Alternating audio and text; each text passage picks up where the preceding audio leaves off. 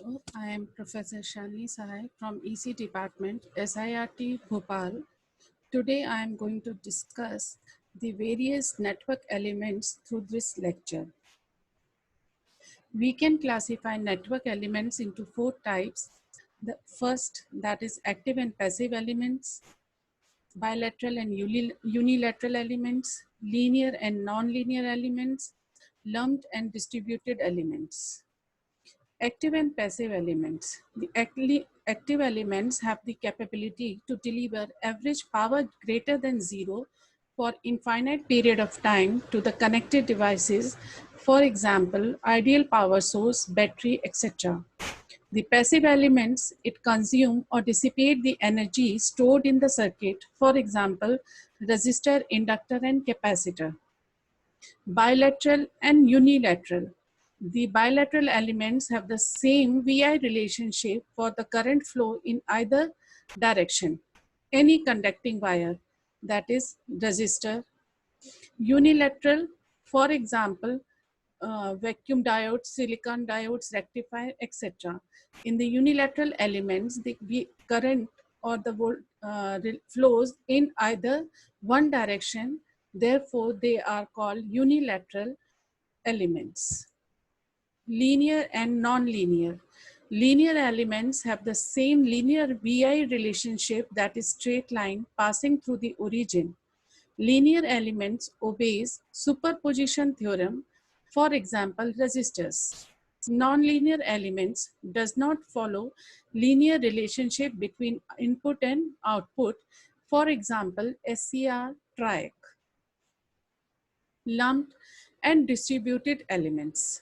Lumped elements, which are small in size and simultaneous action take place for any given cause at same time of instant.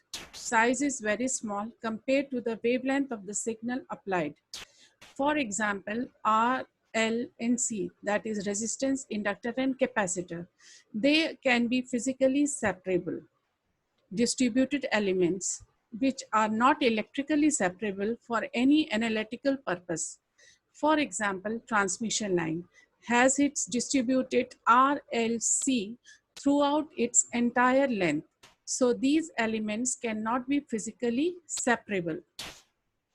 The different passive parameters. There are three major passive parameters used in electrical circuits are resistors, inductor, and capacitor.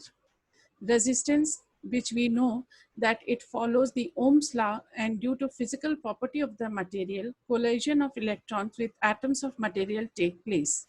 The flow of current is resisted by value R, which is equals to V is directly proportional to I, and this proportionality sign is replaced by a resistance R, that is known as the resistance. Inductance, when a wire of certain length is twisted into coil to form a basic inductor. When I, that is current, changes instantaneously, flux also changes. According to Faraday's law, some voltage is induced and it is given by V is equals to L di by dt, rate of change of current with respect to time. Capacitance. It has two conducting surfaces separated by dielectric. It is the amount of charge a capacitor can store when a voltage is applied across it. So C is equals to Q upon V. Then types of network. A two-port network is a kind of four-terminal network or quadrupole. It is an electrical network or circuit or device with two pairs of terminals to connect to external circuits. For examples of circuit analyzed as two ports are filters, matching networks, transmission lines, transformers, and small signal models for transistor, such as hybrid pi model. There are two types of network. One is symmetrical network and other one is asymmetrical network. In a symmetrical network is a network if its input impedance is equal to its output impedance. Most often, but not necessarily, symmetrical networks are also physically symmetrical. A symmetrical network, it is a network if its input impedance is not equal to its output impedance. Thank you.